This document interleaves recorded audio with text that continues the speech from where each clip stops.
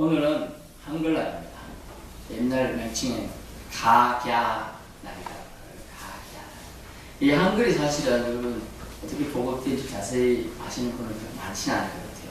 그냥 쉬워서 한글이 보급되었다 생각하는데 사실은 그렇지가 않습니다. 일제시대 때 우리나라 같은 사람들이 쓴 단어가 뭔지 아세요? 말은 물론 조선말입니다. 언어는요. 필기하고 이렇게 편지 보내고 하는 데는 대부분 한자였어요. 그러다 보니 언어 습득이 이렇게 명확하지 않고 또 뭐 글씨 모르는 사람들은 글자 모르는 사람들은 문맹인 거죠. 힘든 삶을 살게 되었습니다. 그것을 들어와서 본 선교사들이 우리 인문족이 이상하다. 말은 조선말인데 쓰는 것은 한자를 쓰고 있고 좀 안 되겠다. 근데 자세히 보니까 한글이라는 쉬운 글자가 있는 게 보였어요. 그래서 중국 쪽에 이제 주경 지역에서 한글로 성경을 번역하기 시작했어요. 그러면서 그 번역으로부터 시작된 한글 보급을 들어옵니다. 그러면서 부녀자들을 시작으로 한글 무료 강습을 시작한 어디서 했냐? 교회입니다. 그래서 사람들이 교회로 모여들기 시작한 거예요, 사실은. 왜냐하면 글을 가르쳐 준다니까. 자기 까막눈을 뜨게 해준다고 하니까 교회로 모여들었어요. 그리고 쉽다 보니까 한 달이면 한글은 뗄 수가 있네요. 한자는 몇 년에도 뗄 수가 없고요. 저도 한자 좀 한다고 하는데 쉽지가 않아요. 할수록 한자가 뭐 많아요. 그러다 보니 제가 3,000자, 뭐 만자까지 해봤습니다. 안 되더라고요. 너무 많아요. 그리고 또 한자를 읽는 게 우리나라는 이제 전통 중국은 사실은 변해갖고 꼬부랑꼬부랑 발음이 되는데 CN의 지인이 뭐 우리가 검 같은 GN 뭐 이렇게 읽더라고요. 우리는 그냥 검 이렇게 읽으면 되는데 다르게 읽어요. 많이 그쪽 나라에서 사실 변화가 됐어요. 변화되는데 우리나라는 고지식하게 하니까 그걸 못 따라가는 거죠. 그래서 한글을 통하여 성경을 가르치게 된 거예요. 왜냐하면 한글 가르치니까 우리 저기도 있습니다. 비치되어 있는데 성경으로 한글 배우기 그것을 우리 어떻게 가르치나요? 가나다와 사자 착각하와 이런 게 있는데 그것을 가갸, 그겨, 고교, 구규 뭐 이런 식으로 이제 가르치는 거죠. 근데 그걸 뭘 지금 읽게 했느냐? 성경을 가르쳐요. 대처에 천지를 창조하시니라 이렇게 이제 가르치게 됐어요. 그러다 보니 사람들이 어느 중에 기독교화가 되는 거죠. 그렇게 해서 문명들도 타파하고 사람들에게 기독교의 좋은 이미지, 좋은 일을 많이 하는 거야. 불교는 그때 당시에 어떻게 했죠? 숨어 다녔죠. 그런데 우리는 기독교는 정면으로 세상 속에 사람들 속에서 영향을 끼치게 그렇습니다. 편지를 쓰고 싶어도 옛날 할머니들 어때요? 걸지는 않습니다. 안 해요. 왜? 어떻게 알아요? 검은근 글씨, 흰근 종이 이 정도로 아는 거죠. 그래서 편지가 왔다 손주한테 읽어볼 수가 없어요. 동네에 안다고 하는 사람한테 뛰어다니면 꼬부라진 허리 부여잡고 가서 이것 좀 읽어주게 맛있는 거 줄게 이러면서 읽어주고 하는 거죠. 근데 오늘 편지를 썼어요. 에레미야가 어디서 보냈느냐? 포로 생활하는 아이달픈 사람들한테 보냈어요. 예루살렘에서. 근데 그 내용이 아주 희망찬 내용이면 좋은데 그렇지가 못해요. 내용들을 1절에 보니까 예루살렘에서 이 같은 편지를 너부갓네살이 예루살렘에 베고론 바빌론이라고 해서 끌고 간 포로 중 BC 597년 그 다음에 BC 586년 BC 581년 3차례에 걸쳐서 포로로 잡혀갑니다. 그때 잡혀간 사람이 4,600명 약 4,600명 가족까지 따지보면 남자가 4,600명인데요. 약 2만 명이 잡혀갔어요.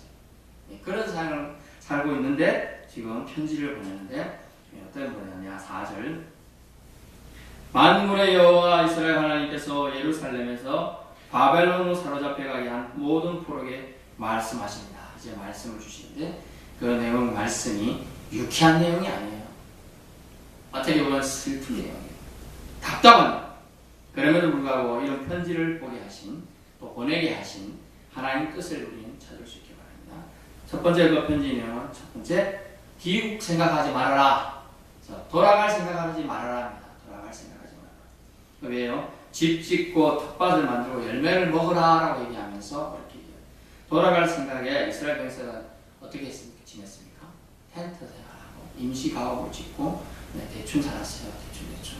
우리가 어때요? 금방 우리 바깥에 나가서 레저 활동할 때 잠시 1박 2일 할 때 어때요? 그냥 텐트 대충 치고 없으면 없는 대로 화장실 급하지만 대충 이렇게 해결하고 이런 식으로 지내는 거예요. 그러다 보니 사람이 몰골이 말이 아니고 생활이 아니었어요. 금방 돌아갈 수 있으리라. 왜냐하면 그때 당시 거짓 선자들이 이렇게 예언했어요. 하나님이 너희를 두고 보살피사 금방 돌아가게 할 거야. 길어봤자 1, 2년이지. 막 이렇게 얘기한 거예요. 그러다 보니 사람들이 뭐 보는 대로 금방 갈 건데 뭐 이렇게 생각이 그들이 생활 자체가 엉망이고 정말 그리스도인이 더까지 어떻게 보면 예수 믿는다. 그때는 예수가 아니죠. 하나님 믿는다는 백성으로서의 자부심도 잃어가지고 억지로 살아가고 있었습니다. 근데 주님은 오늘 영구가옥을 지어가라는 거죠. 영구가옥을 지어가라. 귀국 생각이라는 말고 그것이 고향인 것처럼 정착하라는 말씀을 주고 있는 거예요. 먹을거리는 스스로 구하고 예루살렘처럼 예전처럼 지내야 한다. 그때 지내던 너희 고향에 살던 것처럼 정말 정착해서 살 생각을 해라 하고 있습니다. 여러분 곧 이사갈 사람이거나 떠나갈 사람들은 어때요? 사람들이 정도 잘 안 주잖아요. 내일 이사갈 건데 오늘 이 정주면 아주 괴롭잖아요. 그 무시무시한 게 제일 뭡니까? 사람보다 더한 정이라고 그 힘들어요. 정떼기가 어려운데 그렇습니다. 쉽사리 정착하려 하지 않고 그곳에 적응하려고도 하지 않고 그 다음에 지내고 있었습니다. 그런데 주님은 예레미야를 통한 편지에서 그런 생각을 접어라. 돌아갈 생각 말아라. 귀국 생각을 아예 접어라라고 합니다. 그 지역 주민처럼 너희는 이방인이지만 그 본토민처럼 생각하고 살아야 된다라고 말씀을 주셨어요. 두 번째 말씀은 무엇입니까? 번성하라요. 창세기 1장 28절 말씀이 제가 알려드리면 하나님이 그들에게 복을 주시며 하나님이 그들에게 이르시되 생육하고 번성하여 땅에 충만하라. 땅을 정복하라. 바다의 물고기와 하늘의 새와 땅에 움직이는 모든 생물을 다스리라 하시니라. 아멘. 뭐냐면 두 번째는 말씀은 번성하라 했어요. 번성하라. 본문 말씀 보십시오. 6절 아내를 맞이하여 자녀를 낳으며 너희 아들이 아내를 맞이하며 너희 딸이 남편을 맞이하여 그들로 자녀를 낳게 하여 너희가 거기에서 번성하고 줄어들지 아니하게 하라. 아멘. 예전 한글 반면이 드립니다. 세잔하지 않게 해라. 세잔. 줄어든다는 표현을 쓰는 거. 여러분 번역을 보니까 없어지는 게 아니에요. 줄어들긴 하지만. 그런데 예전 표현이 더 정확한데 세잔하게 되지 않게 하라. 세잔. 완전히 세약해져서 없어진다는 뜻이 돼요. 왜냐하면 그렇지 않을 거라 생각하잖아요. 이론적으로 생각해 봅시다. 이론적으로. 자, 두 명의 커플이 하나가 돼서 결혼해서 나오면 한 명만 나면 반드시 한 명이 줄어들게 돼요. 최소 두 명이 돼야 유지는 되는데 그 두 명이 나중에 또 결혼한다는 보장이 없어요. 이렇게 되다 보니 지금 아주 힘든 시기가 올 거를 이미 주님은 예레미야의 편지를 통하여 얘기해 주고 있습니다. 어느 지역에서든 하나님의 백성은 번성해야 한다는 것이 하나님의 법칙이에요. 그리고 그것은 하나님의 명령입니다. 오늘 우리는 여기 이기적인 마음과 편리한 마음 때문에, 편리를 추구하는 마음 때문에 결혼을 기피하고 자녀를 거추장스럽게 생각하며 애물단지처럼 여기는 안타까운 시대에 놓여 있어요. 그래서 자녀가 이렇게 많은 사람들 보면 어떻게 보면 지금 어떻게 돼 있어요? 옛날에는 덮어놓고 낳지 말고 둘만 낳아 잘 이루어져. 이랬는데 지금 많은 사람 보면 아주 부자처럼 느끼셔요. 자녀가 부자에 벌써 자녀가. 며칠 전에 TV 보니까 자녀가 5명이더라고요. 경북 영동, 충청도 영동에 사는 자녀인데, 이야, 어떻게 저렇게 자녀를 놓을 생각했지? 왜 현재 사람들 어떻게 합니까? 자기가 힘들고 괴롭고 이런 생각 때문에 자녀를 낳는 걸 기피하고 자녀를 키우는 걸 꺼려합니다. 그러다 보니 하나님 법칙에 지금 오늘 번성하라 창세기 1장부터 주신 말씀인데 그것을 별로 등한시하게 되어 있습니다. 사실 왜 그렇습니까? 이유가 있죠. 이스라엘 백성은 지금 처지가 뭡니까? 주인으로 그곳에 가 있는 게 아니고 노예로 가 있어요. 노예로. 종살이하고 끌려간 거예요 지금. 근데 얼마나 낭만적이라고 그곳에서 멋진 연애를 해가지고 결혼하겠습니까? 결혼할 수가 없는 입장이에요 사실은. 너희가 감히 결혼을 상상하거나 할 수 있지 않다는 걸 말씀해 주고 있습니다. 그래서 자기 몸 하나도 사실 간수하기 힘들잖아요. 언제 죽을지도 모르는 한국인데 사실은. 그런데 결혼하고 오늘 본문에 자녀를 낳고 뭐 이런 편지를 보내는 거죠. 사실 계산이 좀 빠른 사람이 아니더라도 당연한 생각이 듭니다. 말도 안 되는 명령이다. 지금 어떡하는데 지금 이 상황 속에서 자녀를 낳고 집도 짓고 살아라고 하시는지 얼토당토하는 명령이라 생각했을 겁니다. 하지만 주님의 계획은 어떤 상황 속에서도 주님은 이스라엘의 하나님이시며 그분은 그들로 자녀로서 친백성으로서 삼으셨음을 말해주는 대목이기도 합니다. 왜냐하면 이스라엘의 하나님이라는 뜻이 뭡니까? 이스라엘과 계약하신 하나님, 지키시겠다, 보호하시겠다는 약속의 하나님이에요. 기독교는 뭐예요? 본격히 말씀을 주는데요. 말씀은 뭐에 근거합니까? 약속에 근거합니다. 약속. 결혼이 뭡니까? 약속이에요. 약혼이 뭡니까? 결혼하겠다는 약속이에요. 하나의 약속, 예수 그리스도를 통한 이 세상을 구원하겠다는 약속이 구약에서도 있고 그 약속을 이루신 것이 신약에서 기록되어 있는 거예요. 그러므로 사도행전 29장은 계속 이어지고 있다. 왜냐하면 하나님의 약속을, 하나님의 사랑을 통해서 계속 전개해 나가고 계시기 때문입니다. 이유인즉슨 하나님의 자녀들은 어디서든 유지되고 보호되어야 합니다. 즉 번성해야 함을 말씀해 줍니다. 이 땅은 사실 하나님의 백성들이 것이며 그것은 어디 있든 하나님의 소유된 친백성임을 강조하고자 하는 것입니다. 하나님 백성답게 떳떳하게 생활하는 것이 바로 번성하라는 부분이죠. 번성하려면 어떻게 해요? 아니 지금 노예 입장에서 애 한 명하는 눈치 보고 지금 살아야 될 판인데 아예 번성하라고 얘기했어요. 지금 떳떳하게 살아라. 네가 이거 지금 이방인으로 그거 가있지만 그거 본토민인 것처럼 배짱 부리면 떳떳하게 살아봐라. 그래 얘기하고 있어요. 저 위축되지 말라라. 현대인은 위축된 사람이 많이 살고 있죠. 그래서 대인기피증들의 사람이 너무 많아요. 정신과 질환의 치료를 요하는 사람이 현대인의 한 70% 가까이 육박한다고 해요. 왜냐하면 삶이 분주해지고 전자시대에 노출되다 보니 뭔가에 쫓기는 역할에 다 누군가에 노출되어 있죠. 하다못해 여러분 조금만 그러면 뭐에 노출되어 있어? CCTV가 여러분을 잘 찍고 있습니다. 딱딱딱 찍어주고 있습니다. 감시가 되고 있어요. 여러분이 감시. 심지어 핸드폰 어때요? 구글하고 연동되어 사람들은 다 여러분이 위치가 노출되어 있어요. 지금 어디 갔습니다. 다 통보입니다. 이분이 어디 갔습니다. 그래서 저는 그걸 알고 나서 그걸 해제했는데 아니 뭘 순식간 사진을 여러분 딱 찍잖아요.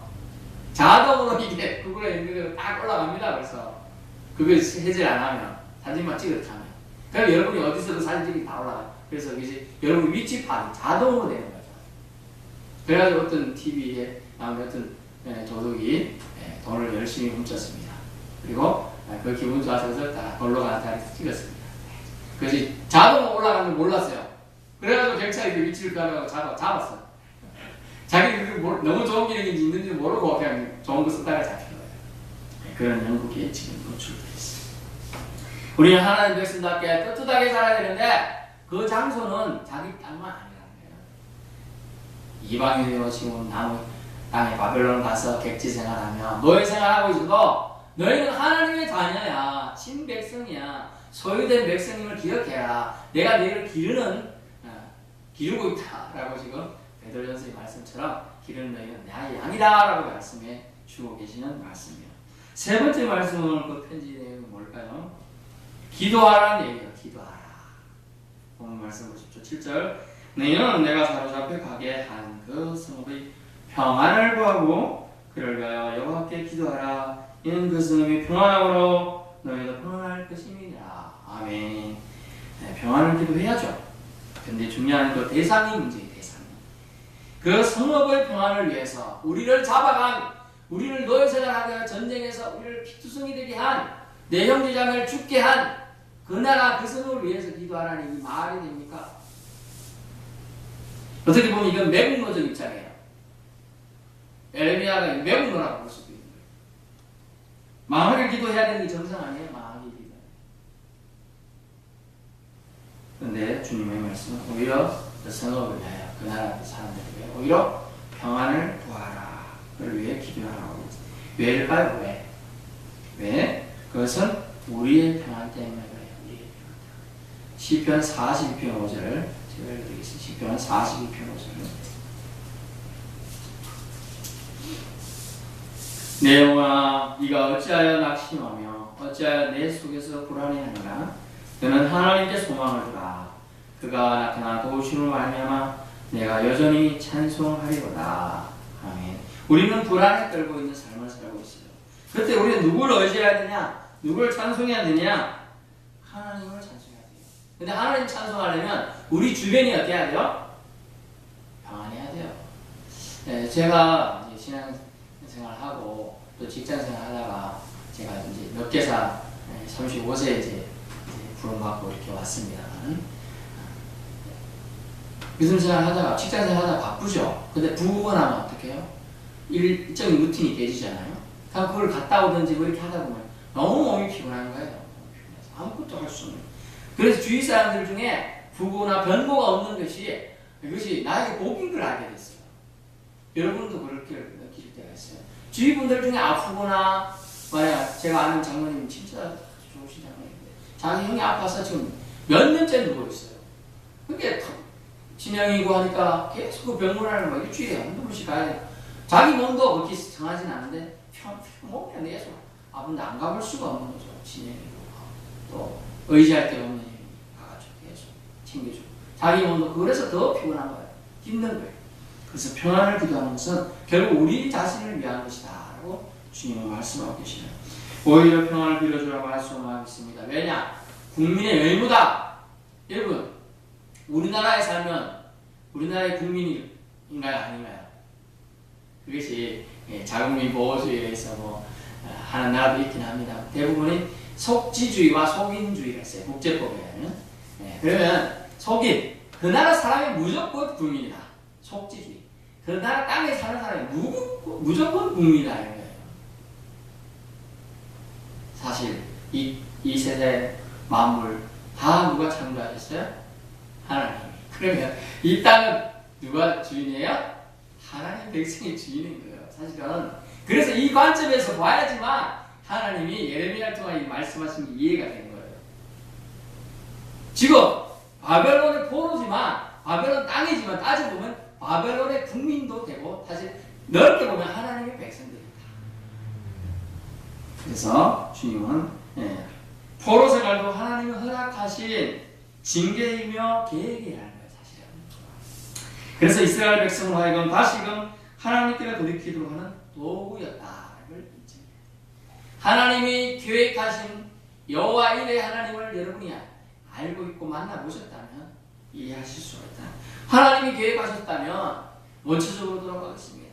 주님, 우리에게 선악과를 안 만들어 주셨다면 우리가 타락하지 않았을 것이고 저에게 이쁜 하와 입을 안 주셨다면 제가 타락하지 않았을 것이고 차라리 바벨론을 안 만드셨다면 우리가 포로 생활을 안 했을 것이고 이렇게 계속 할 수가 있어요. 하나님은 그런데 광야 생활 때 분명히 뭐라고 하셨죠?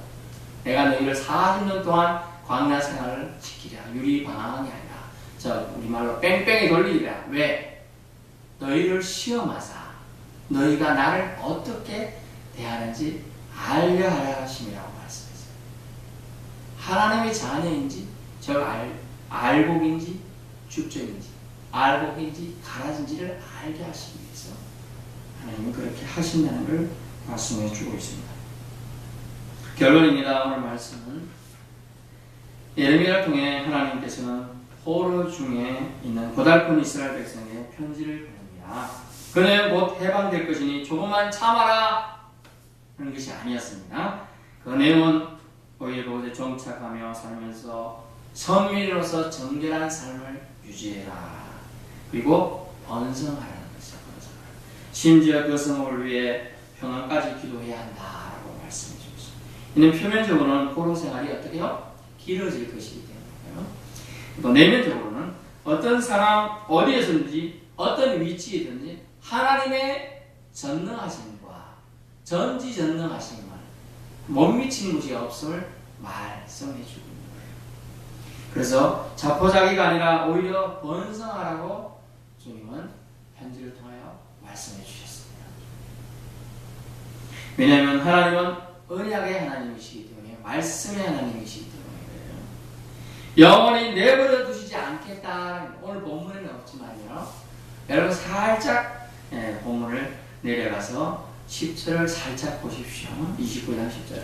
여호와께서 이와 같이 말씀하시나 바벨론에서 70년이 차면 내가 너희를 돌보고 나의 선한 말을 너희에게 성취하여 너희를 이곳으로 돌아오게 하리라. 아멘. 70년이에요. 1, 2년처럼 임시가하고 텐트 치고 있다가 바람 불면 날아가요. 나무 살짝 얹어놓고 얼기설기 정글에 붙이고 대충 짓잖아요. 그리고 순식간에 없어져요. 태풍 오니까 뭐가 날아갔어요? 광소도 날아가고 큰 바위도 날아가고 이 멋진 차들 많이 날아갔더라고요. 그네 날아가고 홍수에 막 피해가 엄청나게 났잖아요. 순식간이에요. 그냥 순식간. 그런데 주님은 너희 포로 생활이 길 것이라고 70년이면 분명히 기한까지 이루어졌습니다. 10살에 갔더라도 80이고요. 나이 30, 40이 갔으면 어떻게 된다고요? 그곳에서 뼈를 묻어야 된다는 뜻이에요. 그러므로 너희가 살 것처럼 살아라는 얘기예요. 살 것처럼 살아라. 오히려 번성도 하고 또 그곳 국민처럼 생활도 하고 그러면서 나의 뜻을 하나님의 때를 기다리라라고 얘기해요. 우리는 하나님의 때를 기다리지 못해서 하나님 원망할 때가 너무 많아요. 그렇지 않아요? 하나님 원망할 때. 이스라엘 백성의 광야 출애굽한 백성의 거의 다가 전면한 이유가 뭡니까? 원망과 불평이 그들의 입술에서 있을 거죠. 여러분 그 속에 원망이 나올 때 많잖아요. 여러분 그때 어떻게 해야 될까요? 이것이 여러분의 신앙이 가는 자가 됩니다. 그때 여러분 속병 걸리더라도 사귀어야 됩니다. 왜냐? 하나님을 향한 원망과 불평은 그대로 저주로 쌓입니다. 하나님 위대하시고 자비로우시고 은혜로우시고 노하기 더디하신데 설마 그럴까요? 설마 그렇습니다. 하나님을 향한 원망과 저주는 하나님을 믿지 않는다는 것이고 하나님을 신뢰치 않는다는 것이고 결국 더 크게 말하면 하나님을 버린다는 의미예요. 그러므로 우리는 하나님 앞에 부끄럽지 않은 영혼을 살기 위해서는 하나님을 원망하고 싶고 불평하고 싶을 때 입술에서 내지 않도록 기도해야 돼요. 차라리 그 마음 하나님이 바꾸어달라고 기도해야 될 줄 믿습니다. 하나님 원하가 하나님입니다. 영원히 우리를 징계 가운데 내버려 주시지는 않는다는 거예요. 이것을 기억해야 됩니다. 하나님의 자녀는 하나님은 절대로 버리지 않는다. 믿으실 수 있게 바랍니다.